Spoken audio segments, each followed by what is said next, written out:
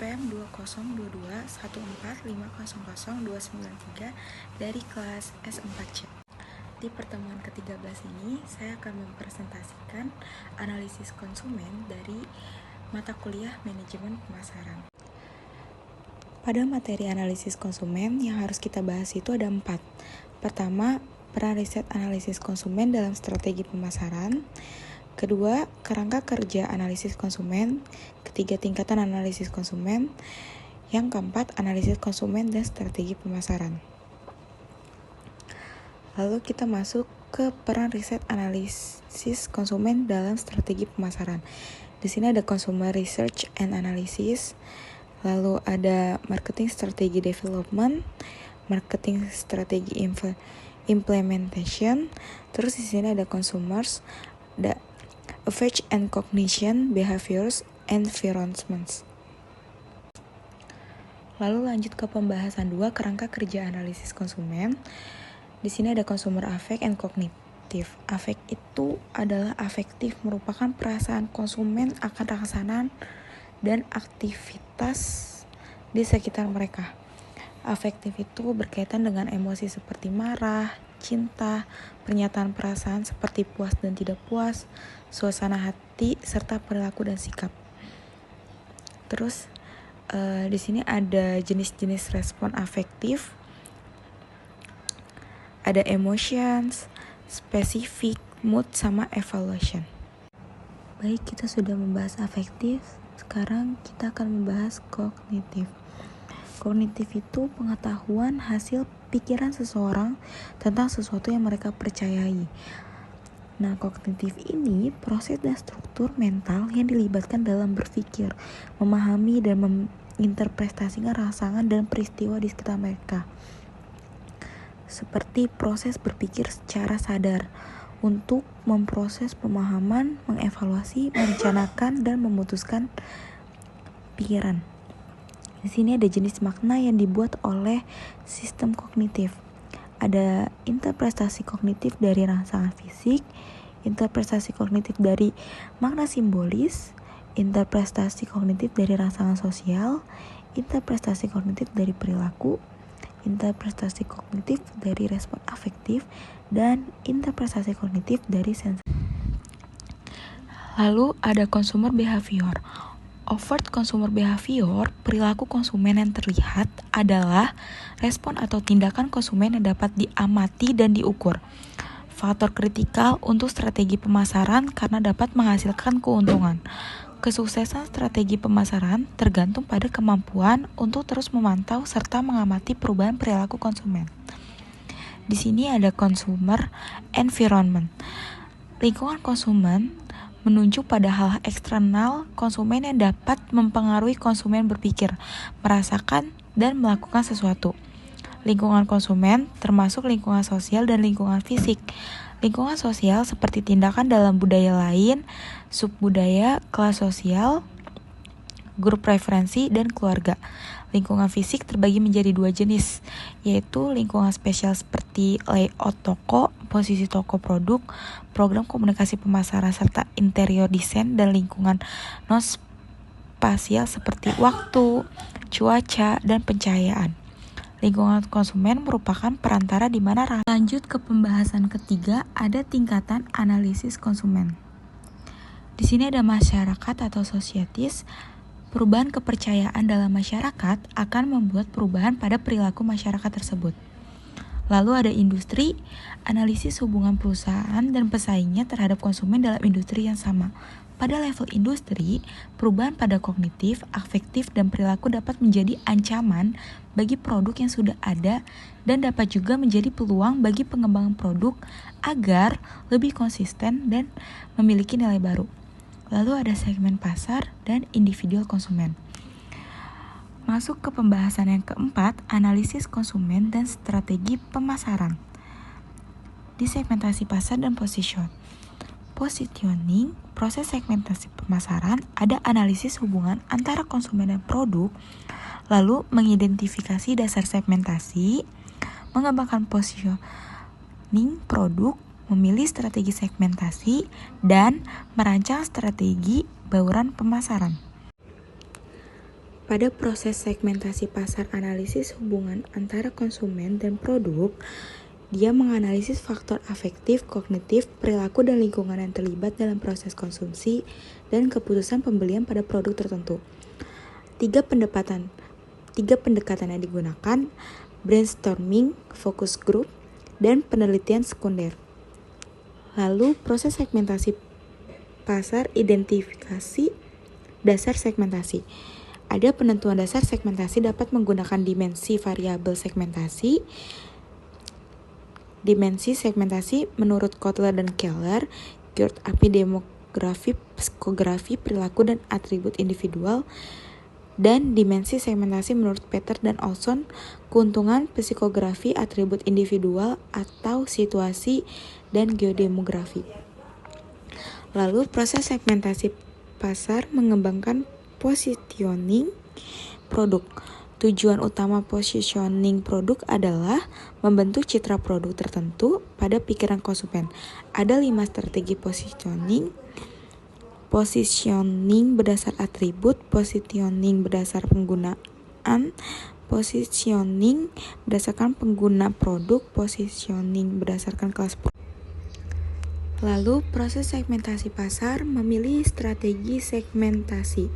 Di sini ada 4 alternatif strategi segmentasi, yaitu perusahaan memutuskan untuk tidak memasuki pasar, perusahaan memutuskan untuk menjadi pemasar massal, perusahaan memutuskan hanya melayani satu segmen, dan perusahaan memutuskan melayani lebih dari satu segmen dan merancang strategi pemasaran yang berbeda untuk setiap segmen. Kriteria segmentasi efektif, terukur, substansi, dapat diakses, berbeda, dan dapat ditindaklanjuti. Lalu ada proses segmentasi pasar merancang bauran strategi pemasaran. Pada analisis konsumen dan strategi pemasaran, di sini ada perilaku konsumen dan strategi produk. Yang pertama ada afektif dan kognitif produk. Kepuasan dan ketidakpuasan merupakan faktor yang sangat dipertimbangkan dalam strategi produk. Lalu ada perilaku terhadap produk. Perilaku terhadap produk itu ada kontak terhadap produk yang berkaitan dengan kebiasaan dalam proses belanja di toko retail, lokasi produk di toko, evaluasi produk, lalu ambil dan bayar. Berbagai cara untuk meningkatkan kontak terhadap produk dengan free sample, pinjam produk dari teman, dan menggunakannya, giveaway, lalu menggunakan dummy. Terus di sini ada perilaku konsumen dan strategi produk. Perilaku terhadap produk. Ada brand loyalty. Di sini bisa lihat number of brand purchase in a particular time period sama consumer commitment. Ya, di sini ada single sama multiple. Ada high dan low. Brand loyalty di single high itu ada brand loyalty, single low itu ada repeat purchase behavior, lalu di multiple di bagian high-nya ada variety sneaking, dan multiple di low ada derived varied behavior. Ini adalah kategori dari komitmen terhadap merek dan pola pembelian. Di sini ada perilaku terhadap produk brand loyalty. Di sini ada brand loyalty, variety sneaking, heavy usage, dan like usage. Ini adalah loyalitas merek dan tingkat penggunaan. Lalu perilaku konsumen dan strategi produk. Lingkungan produk menunjukkan pada stimulus yang berkaitan dengan produk yang diketahui dan diingat konsumen secara jelas. Lingkungan produk yaitu atribut produk dan kemasan. Di sini ada strategi produk. Tujuan strategi produk itu ada 2, jangka pendek dan jangka panjang. Tujuan strategi produk jangka pendek itu konsumen mencoba produk. Kalau tujuan strategi produk jangka panjang, dia meningkatkan brand loyalty dan meningkatkan market share. Lalu di sini ada strategi produk beberapa faktor yang dipertimbangkan dalam mengembangkan strategi produk yang melibatkan analisis hubungan konsumen dengan produk, yaitu karakteristik individual konsumen. Setiap konsumen memiliki tipe dan cara mengadopsi atau menggunakan produk tersebut. Terdapat 5 jenis tipe. Konsumen dilihat bagaimana mereka mengadopsi produk. Ada innovators, early adopters, early majority, late majority, dan laggards. Lalu ada karakteristik produk. Itu pertama ada kesesuaian, triabilitas, dapat diobservasi, kecepatan, keunggulan kompetitif, serta simbol produk. Di sini ada promotion strategi dan perilaku konsumen dan strategi komunikasi pemasaran. Ada di lingkungan promosi, termasuk seluruh rangsangan yang terasosiasi dengan lingkungan fisik dan sosial, di mana konsumen dapat merasakan pengalaman dari strategi promosi yang dilakukan. Ada 2 faktor yang mempengaruhi strategi promosi. Yang pertama ada kekacauan promosi atau promotion clutter dan tingkat persaingan atau level of competition. Kekacauan promosi menunjukkan pertumbuhan angka strategi kompetitif di Lalu perilaku konsumen dan strategi komunikasi pemasaran. Ini ada afektif dan kognitif promosi, sikap terhadap produk, dan proses persuasif.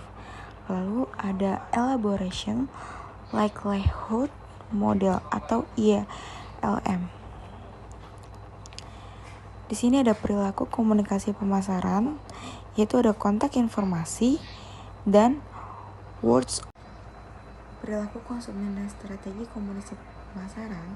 Di sini ada strategi komunikasi pemasaran atau promosi. Tujuan strategi promosi yaitu recognize the need, brand awareness, brand attitude, brand purchase intention, facilitate other behaviors. Terus di sini lanjut ke perilaku konsumen dan strategi harga. Pricing strategi. Perilaku konsumen dan strategi harga. Di sini ada konseptual isu dalam harga. Bisa dilihat pada tabel tersebut. Dari marketing exchange, di sini ada consumer costs dan business costs. Di sini ada perbedaannya. Kalau misalkan consumer cost, dia ada money, time, cognitive activity, behavior, effort. Kalau misalkan business cost, dia ada production, promotion, distribution, marketing, research. Ditambah ada value, serta di sini profit.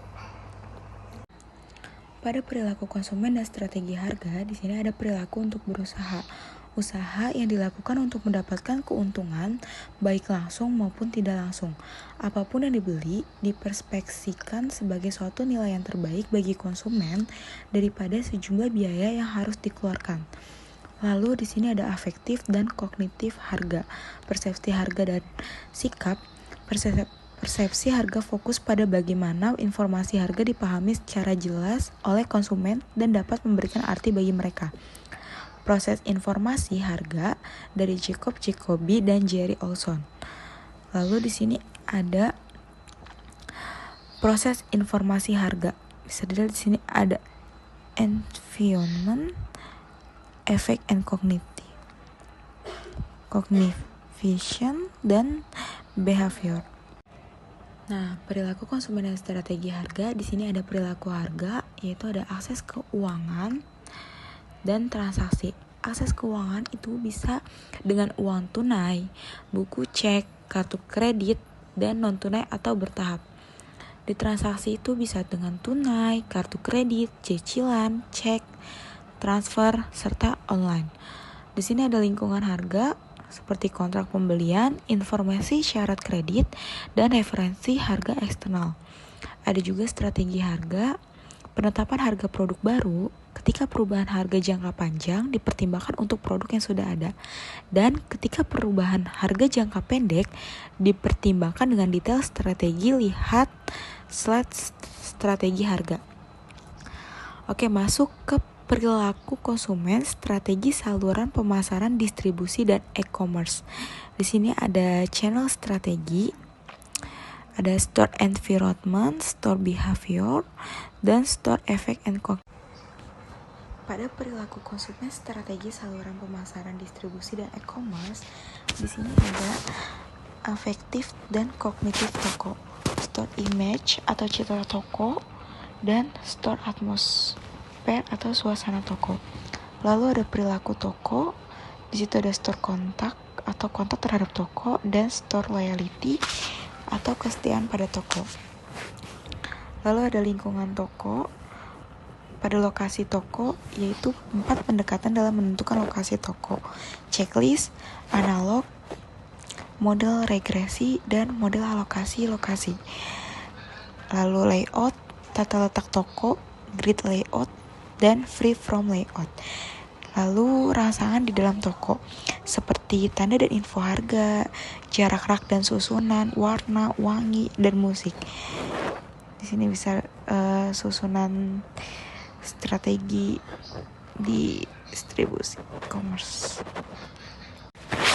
Lalu ada perilaku konsumen non-toko, seperti ada katalog dan pembelian langsung, pembelian melalui vending machine, home shopping TV, penjualan langsung, dan penjualan melalui media elektronik.